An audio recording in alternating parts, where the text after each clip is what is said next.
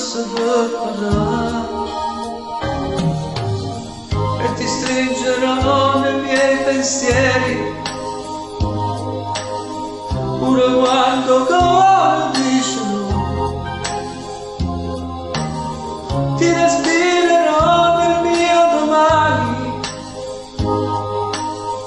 non ti lascerò volare via, e ti scriverò dentro il cuore lui che sarà l'ultimo a morire.